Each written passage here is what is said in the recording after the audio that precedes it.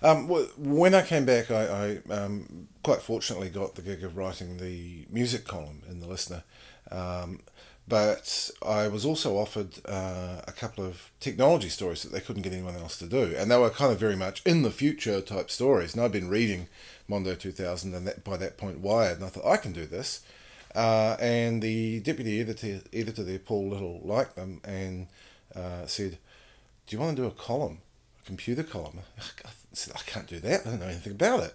But as often seems to happen to me, people ask twice, and the second time they ask, I need the money. So I said yes. And I don't think I was very good early on, but oddly enough, the column I wrote about first getting online it won me a Qantas Award.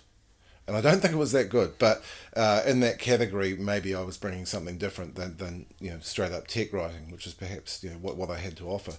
So yeah, it was from there. That was 1993 in the Listener, and then in 1996 again had to be asked twice, but I became the first online news editor in New Zealand. I was news editor of IDGnet, which was Computer World and PC World's online presence.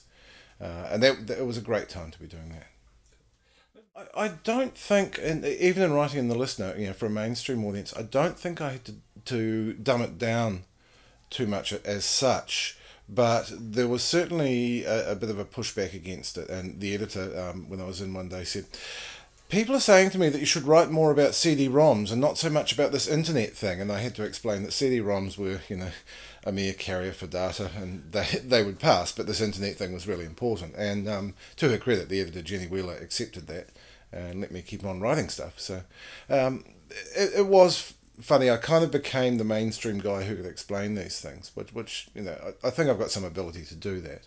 And it was always funny seeing certain other journalists be grumpy about the internet. I remember Carl Dufresne, "I don't trust the internet," and I pointed out that that was like not trusting the telephone.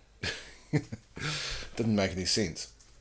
The other side of that was as soon as I started with IDG, I was addressing a highly technically literate audience. But the odd thing was, I came in thinking I would be totally underpowered and not know anything. But because I had 18 months of home internet use, because I found it really useful, because I was working on my own, I didn't have access to those kinds of resources, that I actually had a head start on everyone.